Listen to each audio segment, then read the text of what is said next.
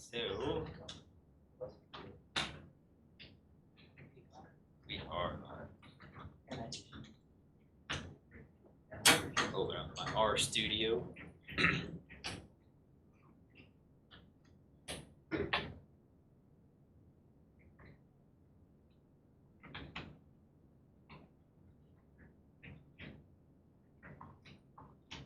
So I do have a quiz that's set for today. We'll do that at the end. We'll do that at the end. I don't know who else is going to join us. But should have had a Blackboard thing that said we have a data file that appeared. We're gonna, you can download that, get that into an R document, because we'll use R to do our sign test and t-test. That's going to be the check today. Can you do the sign test? Can you do the t-test? Can you interpret it? All right.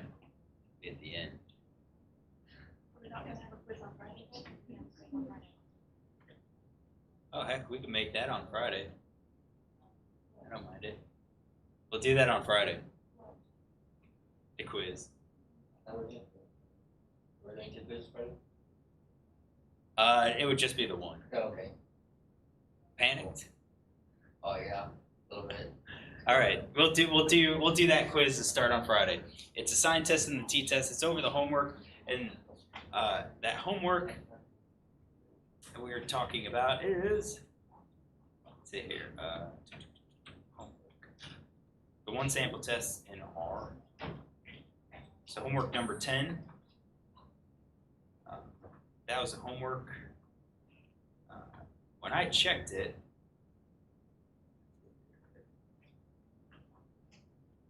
I thought I did the due date for Monday at 4. So work on it, because this is what the quiz is gonna be on. And it'll be a pretty good prequel for the exam, at least for that part. We still have the Anova stuff. We still have Anova to contend with, so we'll work through Anova today, and then on Friday we'll start with that quiz. That quiz has a data file, so feel free to download it, look at it, mess around with it, kind of get an idea of what you can use, what kind of tests you can do with it. And if you want, you can even get your R document set up. I'm not going to collect the RMD document or a PDF of that.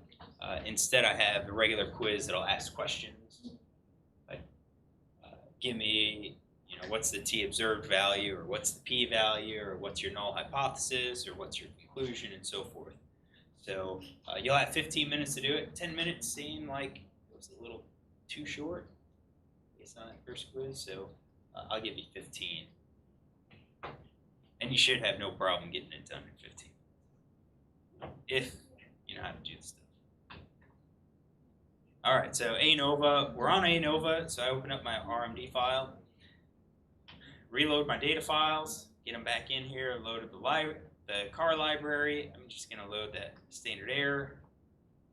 All right, and we introduced the t-test first, but then we went right to Anova, because Anova can be run if you have two groups. Or if you don't have two. So if you have two groups, you can run an Anova or a t-test. If you have more than two groups in that grouping variable, we have to run an Anova. We can't run a t-test. All right, so just a quick review of this analysis of variance. We have our flow is, we first check the assumptions. We utilize QQ plot to check for normality. Based on our conclusion of normality, that dictates whether or not we'll run our Brown-Forsythe test or our Fligner-Killeen test.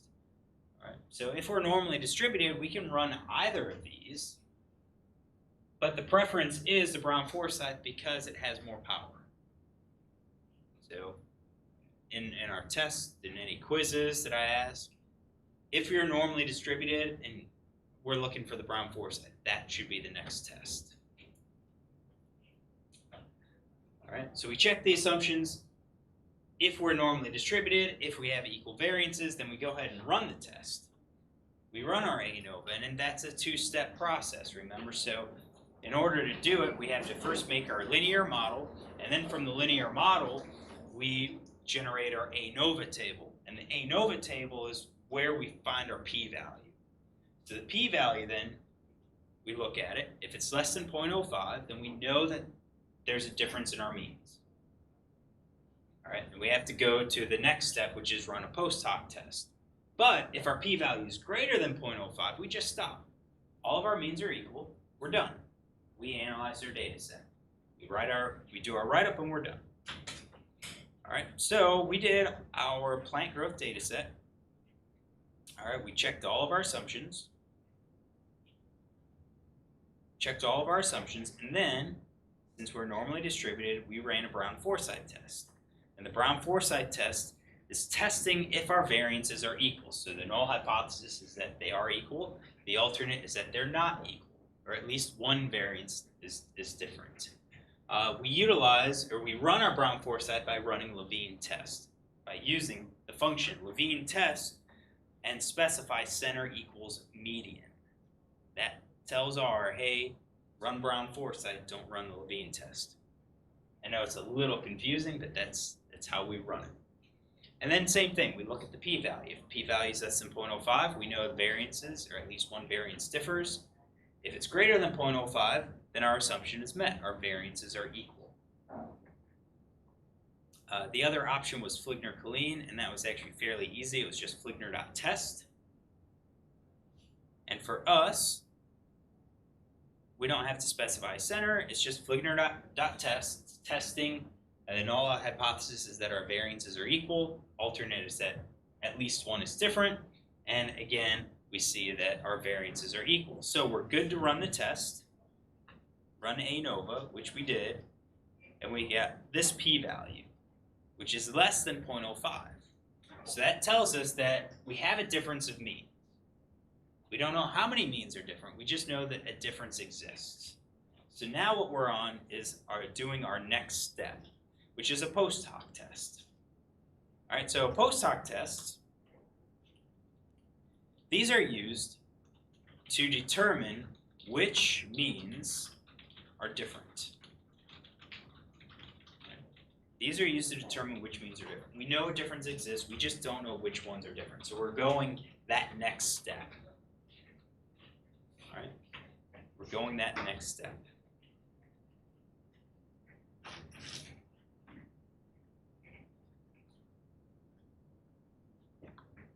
Our options will be a Tukey's HSD or a Dunnett's.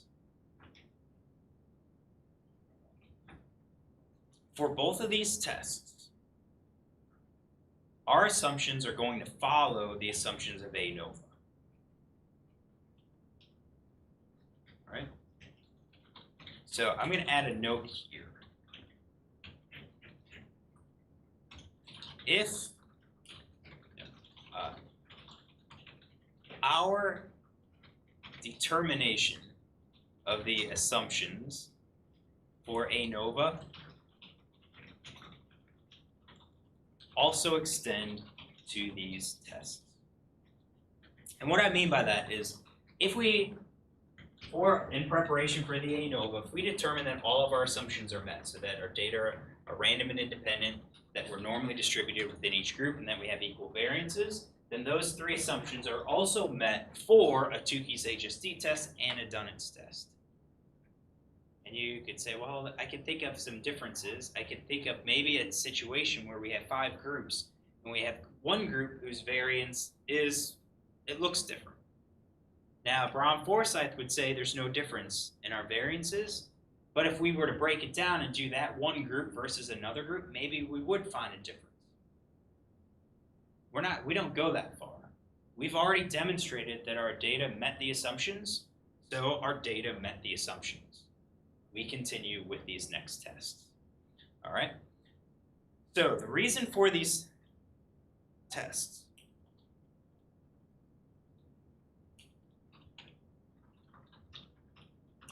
so why run these post hoc tests?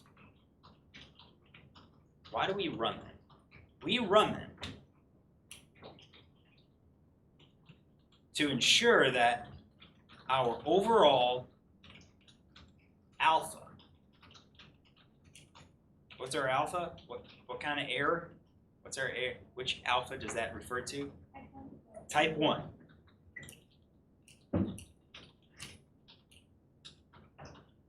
Remains at 0.05.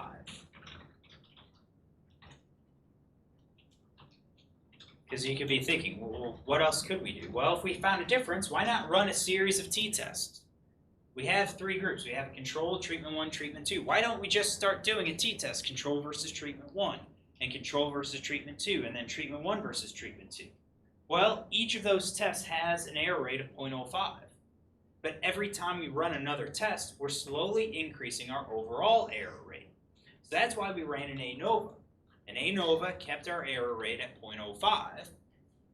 We need to keep that. So these post hoc tests ensure that our overall error rate remains at 0.05. If we chose to run pairwise tests, then even though each test has alpha equals 0.05, the overall set, or the set of all of the tests, has an overall alpha greater than 0.05. So every time we start to do analyses or statistical tests on the data and we do it repeatedly, our overall type 1 error rate is going to go up. And we don't want that. We want to keep it at 0.05. So this is the reason why we have to run either a Tukey's or a Dunnett's test.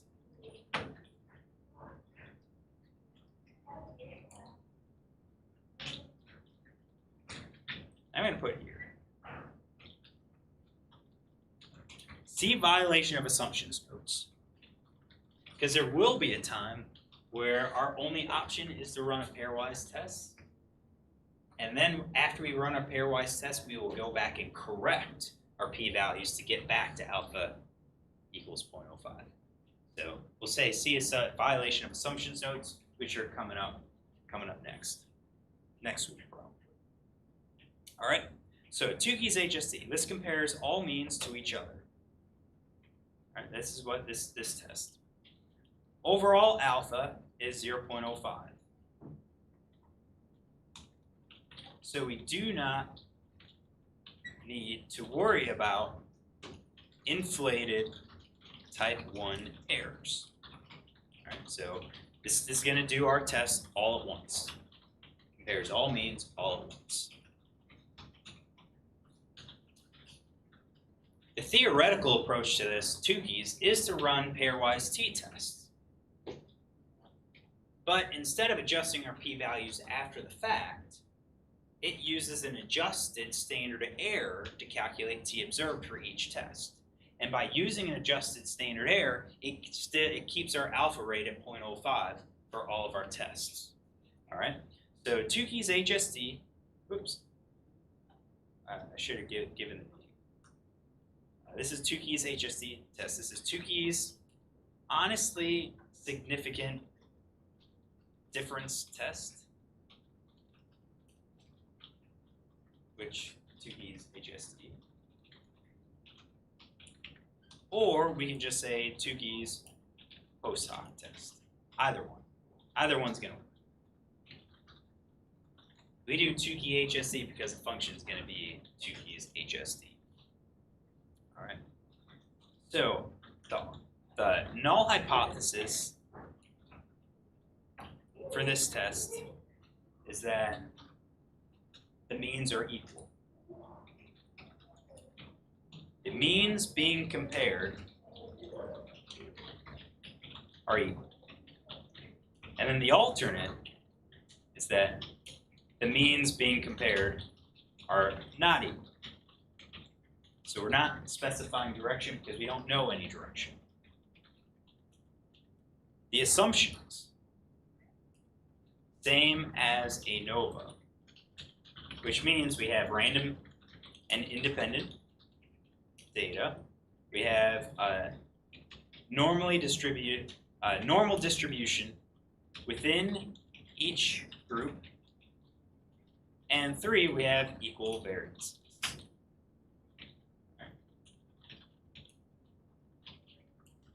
But again, if If these assumptions are met for ANOVA, then they are met for Tukey's. Give you time to get that one. So it makes it easy. We don't have to go back and check our assumptions. We already tested them for ANOVA. If they're met, we're good to go.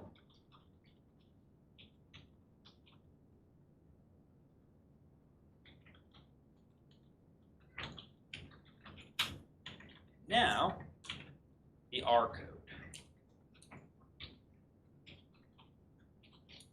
Our R code is Tukey HSD. All right, so that's why I use Tukey's HSD test. So Tukey HSD, note capitalization. Capital T, and then capital H, capital S, and capital D. We have to do AOV of our model.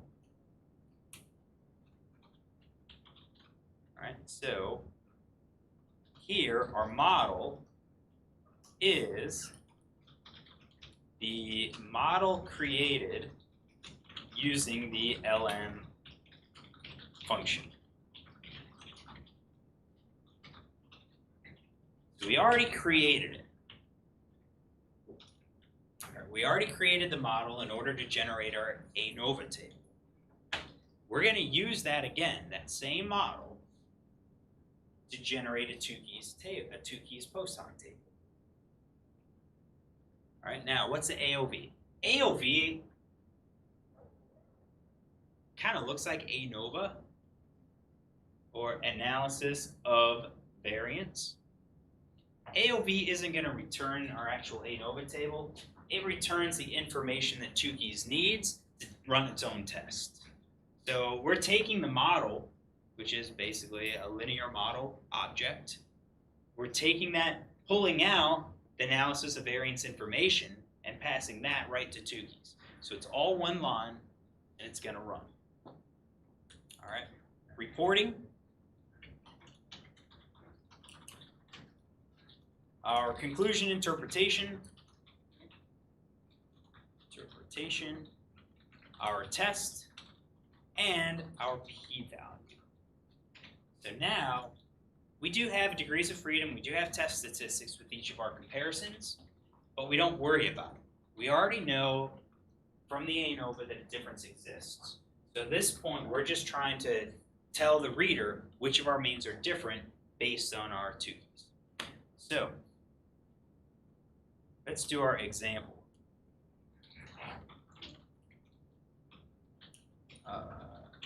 Planck Earth, is that what we're running? Yeah, I haven't run it yet. So what I have to do is go back to my ANOVA. So we looked at the data, check normality, equal variances, running the test. All right, so I'm gonna rerun my test so that I generate mod 1. That's what we generated. So now I have mod 1 in my environment. All right, mod 1 is a linear model, so it gives a bunch of different stuff. All right, bunch of different stuff. We know that there's a significant difference. P-value is less than 0.05. So now we are going to run Tukey's. So it is Tukey HSD parentheses AOV of mod 1.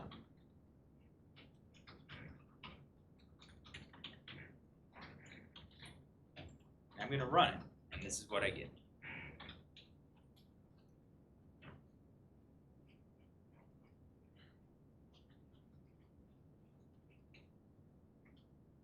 This is what I get. So, which means look like they are different?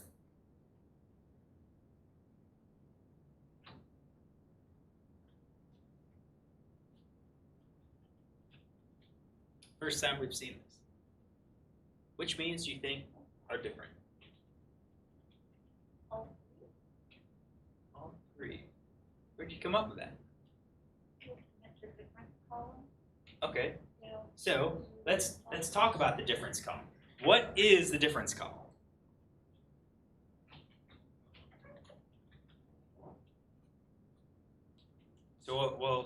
specified. The difference column is the difference in group means between the two values. So, for that very first one, treat 1 minus CTRL is the mean of treat 1 minus the mean of CTRL. So this is our difference. This tells us our difference. So our treatment 1, since we're a negative, treatment 1 mean is less than 0.371 units compared to the control. And we can kind of confirm that. So using our aggregate function, I could do group. All right. Group. So weight as a function of group, data is plant growth, and fun is mean. Just to look at it, since we're going to specify everything. So treatment 1 is 4.661 minus our control 5.032 gives us negative 0.371. So I'll actually replace that to say this is 4.661 minus 5.032.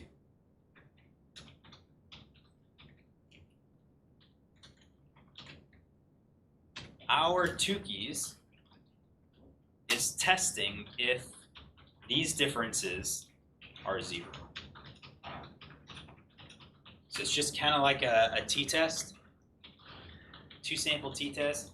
We're testing if the difference of mean is equal to 0. So that allows us to utilize the t-distribution because that's centered at 0. So difference column, that's our difference. Difference in our mean. What do you think lower and upper are?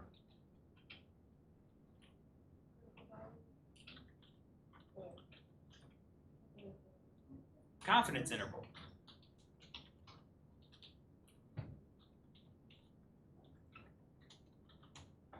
So the title says Tukey multiple comparisons of means, 95% family-wise confidence level.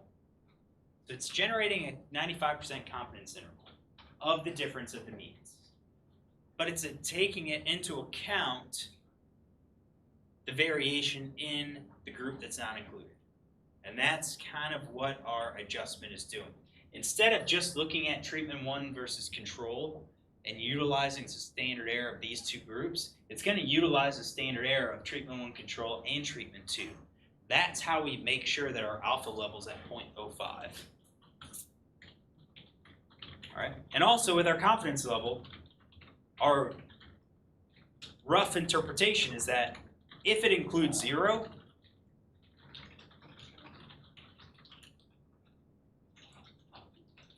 then our p-value is probably going to be greater than 0.05.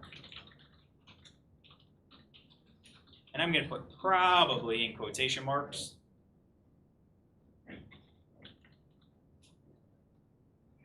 Probably because I can't say that it's always going to happen. I think if we violate assumptions, we could be problematic. And then our p-adjusted.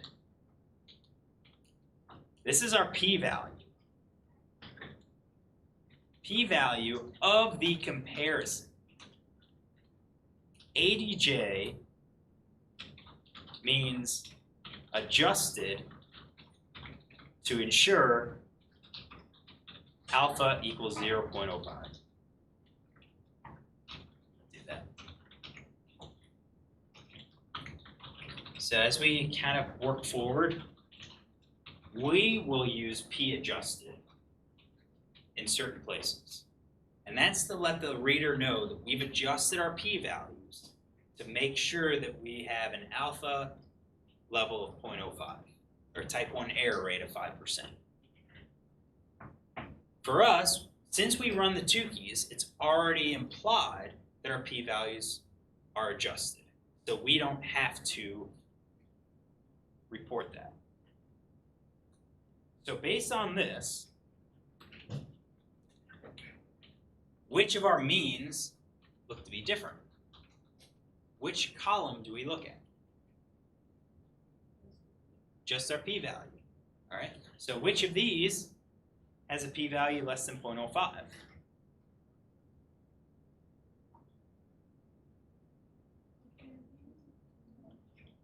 Yeah, just between treatment 1 and treatment 2. So we're going to have this overall write-up where we now have to account for everything that we've done. All right, so we compared plant growth between a control and 2 treatments. All right, so we kind of set it up as what did we do? We compared plant growth between a control and 2 different treatments. So quantile plots suggest normality within each group. That's sufficient to say that we're normally distributed. And Brown-Forsythe tests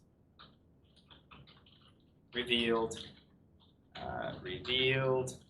homoscedasticity, or equal variances, but we have to include the information for our Brown-Forsythe. So I'm going to go back up to our output for the Brown-Forsythe, since we already wrote it down, and I'll do this. Copy the output. Right. So I didn't specify Brown-Forsythe in the parentheses because I did it in text. So Brown-Forsythe test revealed homoscedasticity. I gave the F value to the 2 degrees of freedom and the P value. Comparison of the means suggests a difference in plant growth. All right, so now I'm going to report my Anova. I'm just going to scroll right back up to my Anova output and pull that information down. And just for consistency, 2,27. I'm going to take out the. I'm going to write this Anova the same as my Brown-Forsythe for consistency. We don't really want to go back and forth. Be consistent. All right. So we know a difference of means exists, and now it comes time for Tukey's. So we said mean exists. Where is it? Tukey's Post Hoc Tests suggests that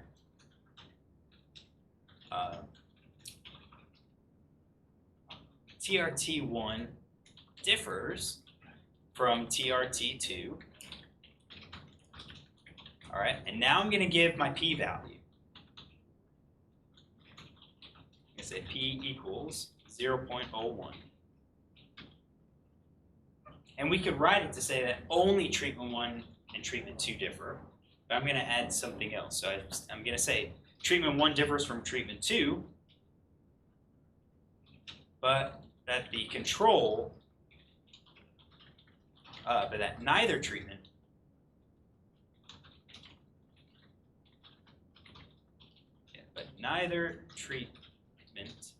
differs from the control.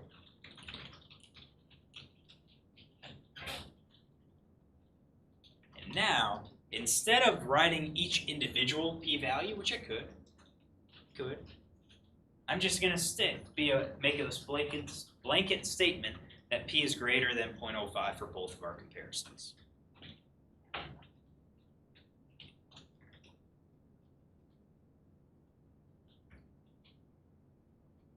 So, conclusion interpretation. Did we cover that? Yep, we covered it at each step. Test. Did we cover it? Yep, we covered it at each step. I laid out what test we ran at each point. Test statistic and degrees of freedom and p-value. I reported each of those when I had to import them. I report them. And we're done. Here's our write-up.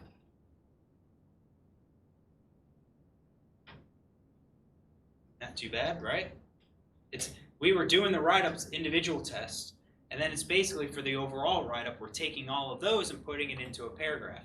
But you can't just copy and paste, because sometimes when you copy and paste, you make just a jumble of sentences that don't really go together. So yeah, you can copy and paste, but then kind of go back and read it and make sure it flows appropriately. Not too bad? All right. Dunnett.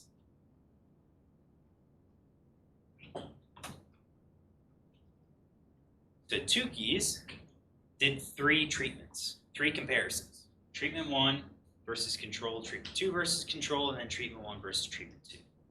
With every single comparison that we make, we are adjusting our alpha level.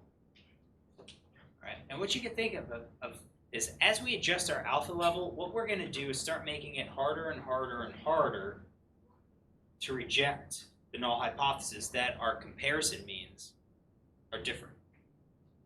So we'll eventually get to a point where we have so many comparisons that like our cutoff, our threshold, has to be like a p-value of less than 0.0001. It could be even smaller than that, to where, yeah, Anova says that we have a difference, but we can't detect it. We can't tell you which one's different. Dunnett's doesn't need to do our treatment comparisons, because the only thing that Dunnett's is comparing is our treatment to the control, which will reduce the total number of comparisons that we do overall. So this is pretty easy. We have 3 groups, we do 3 comparisons.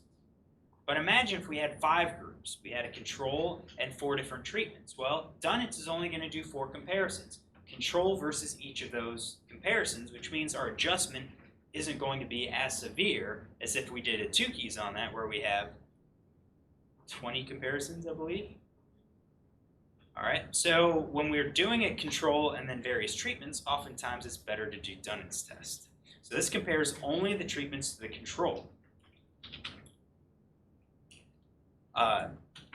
This post hoc test, I'll move this down for you too. So I'm going to say this post hoc test ensures an overall alpha of 0.05, just like Tukey's.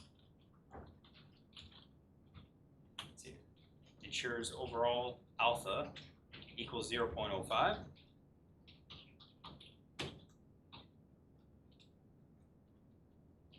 But it does fewer comparisons compared to Tukey's.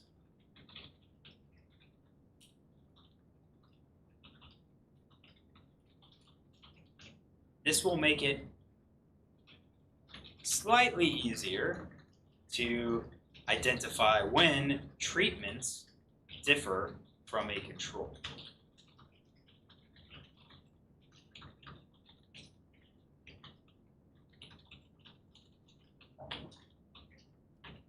I'm going to go back up to Tukey's.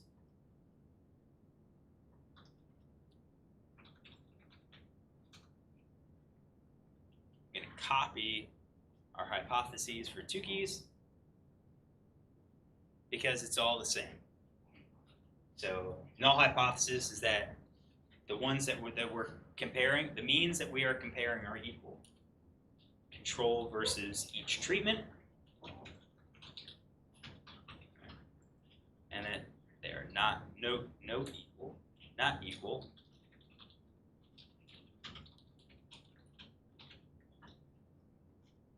Same assumptions as of Anova. And again, if the assumptions are met for Anova, they're also met for Dunnett's test. Update that. So they're also met for Dunnett's test. And likewise, if we violate an assumption for Anova, it's also going to be violated for these post hoc tests.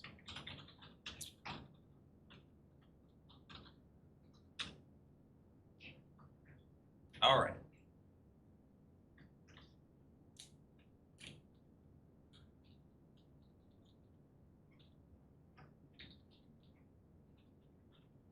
how we get to this. Our reporting is going to be the same, conclusion, test, and p-value. I'm going to leave that. The R code that we're going to use is from the multcomp package. It's in the multcomp package. So, first thing we would have to do is load multcomp.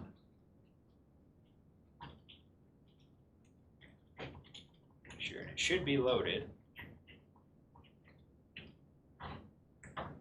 It should be installed. If you're on your own computer, you probably don't have it. Move this over so we can see it. There it is. Multcomp. Simultaneous inference in general parametric models. So I'm going to go ahead and load that. And I load some other stuff too. We don't really need. So I'm going to go back up to my library, add that. Multcomp. So multcomp is multiple comparisons. It actually is a package that gives us quite a few different multiple comparison measures. Has Tukey's in it, but Tukey HSD is already built into R, so that's why I didn't really introduce it. But the multcomp is actually pretty good because when we have more than one independent variable, multcomp could allow us to specify what comparisons we want to make. So we're going to load the multcomp package, and then this is also a two-step process. So we're going to create a mod 2. And actually, let's change it from mod 2. Let's do mc.mod for multiple comparison model. How about that?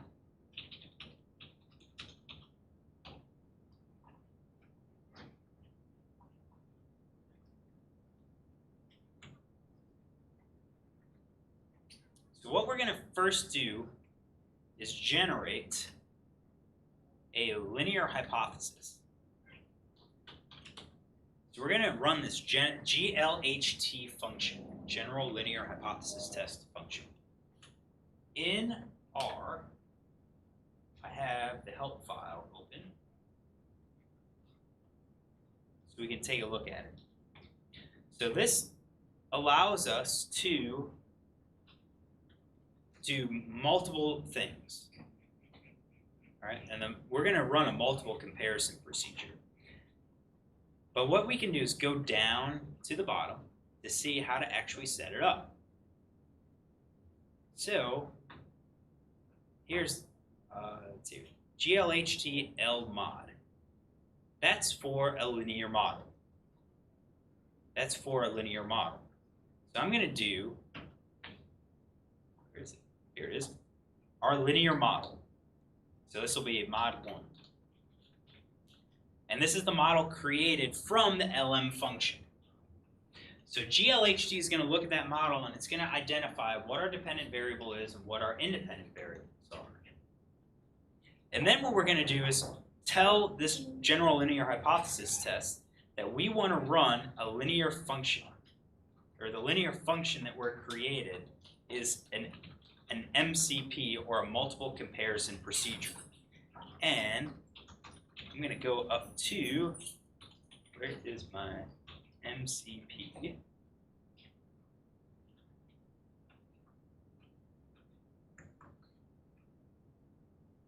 See, other? This is not here. It's not there.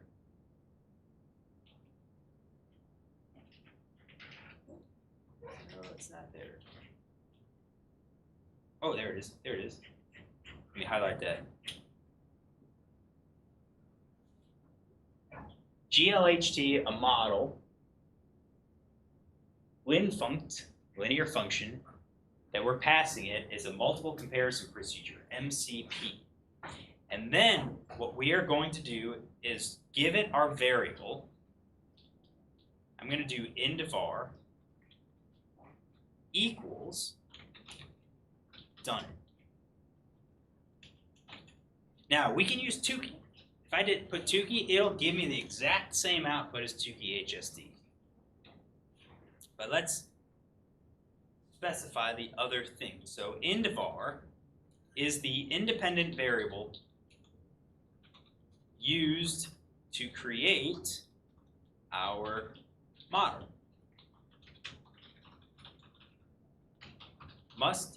This variable must be found in the ANOVA table. All right, must be found in the ANOVA table. So what this is going to do is create a linear function. Basically, it's going to create this matrix that tells R, these are the comparisons that we want to run. And R is going to look at it and say, okay, I have these two comparisons. I'm only going to adjust that alpha level for two comparisons. And then it's going to create and run Dunnett's test on it and create all the information needed for Dunnett's table. And then what we have to do is view summary of that model to create the actual summary table, to see our p-values.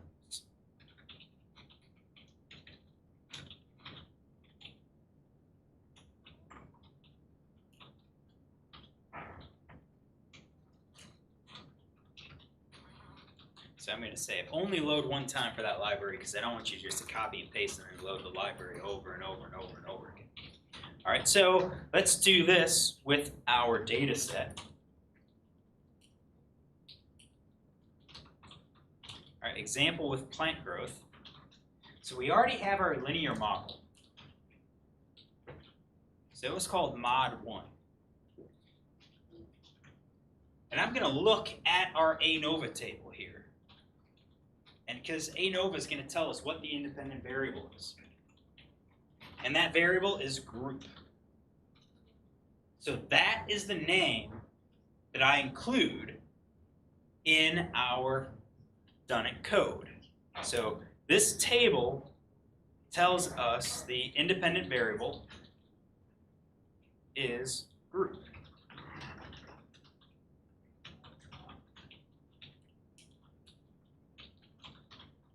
We use this variable in the GLHT function. All right. So I looked at the ANOVA table. I know what I have to pass it. That's the name that we're going to pass to that GLHT. So I'm going to do MC mod 1. So the model that we created was mod 1. So I'm just going to append an MC to say multiple comparisons dot mod 1. We're running a general linear hypothesis test on mod 1.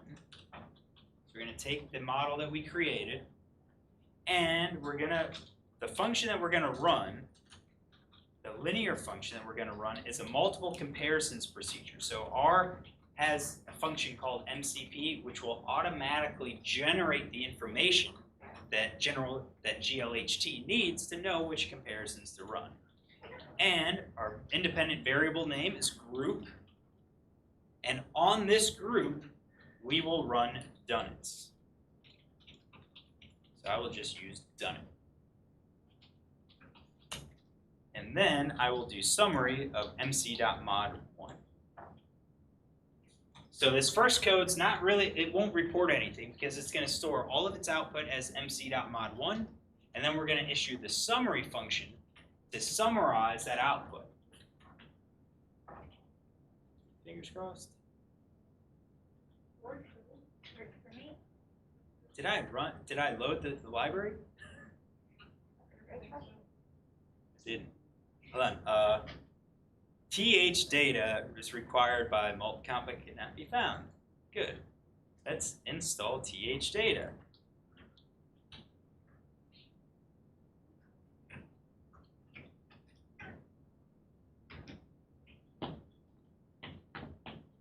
Okay, now let's try our library.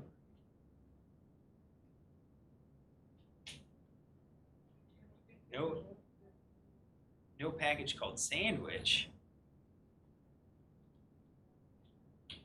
It isn't.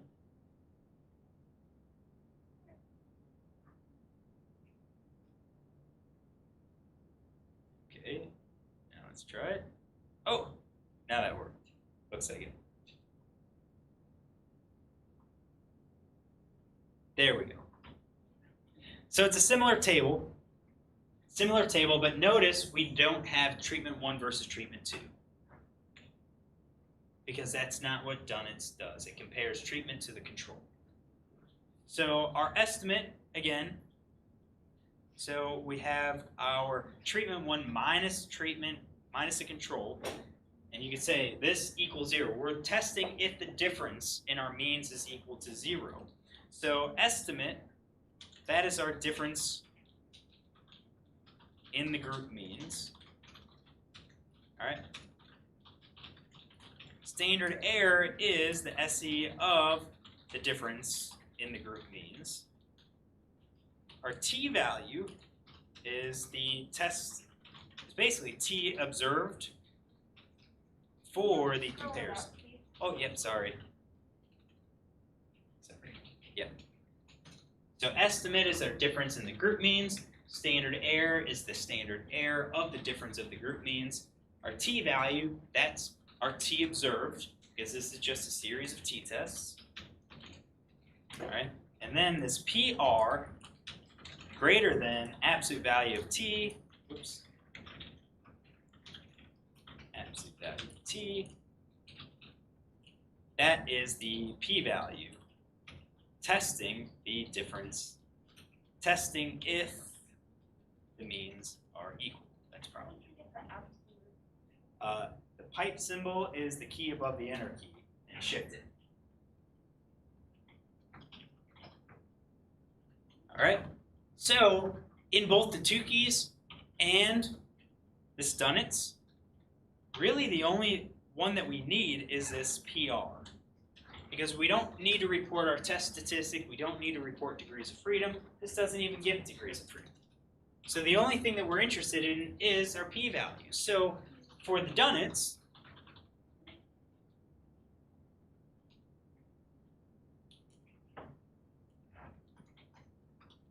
we just report on p-value. So Anova detected a difference of means.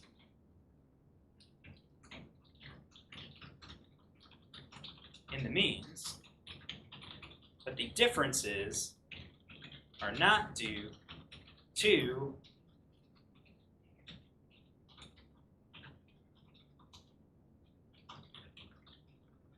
the treatments differing from the control. So I would do Dunnett's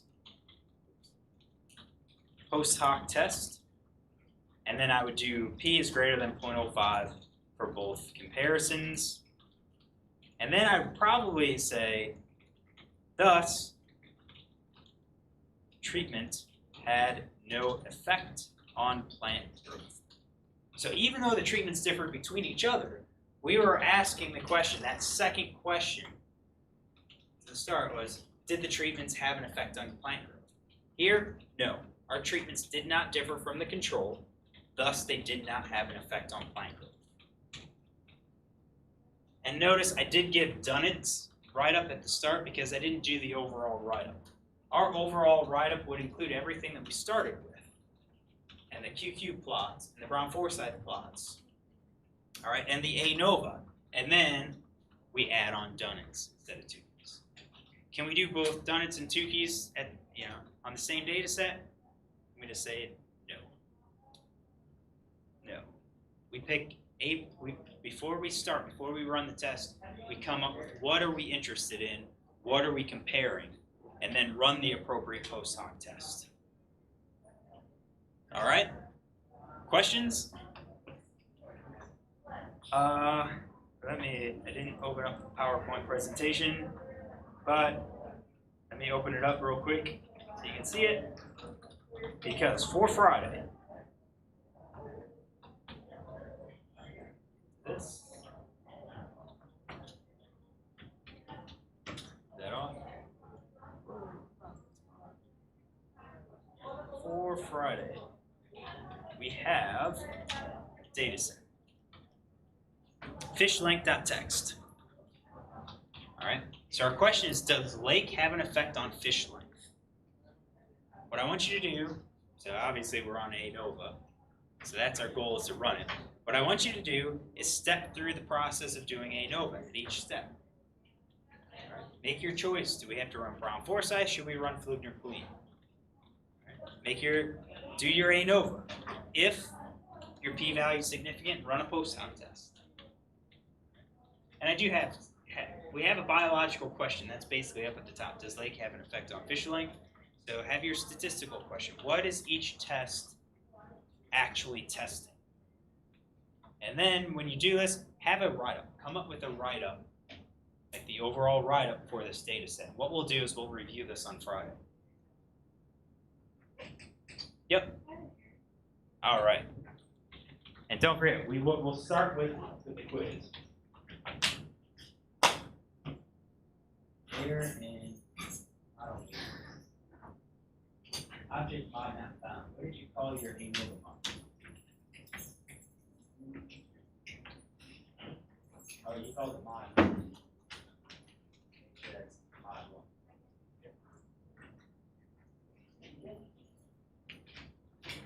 All right. It's a 15-minute quiz. Data set's posted. You can go ahead and get your R file set to go. Okay.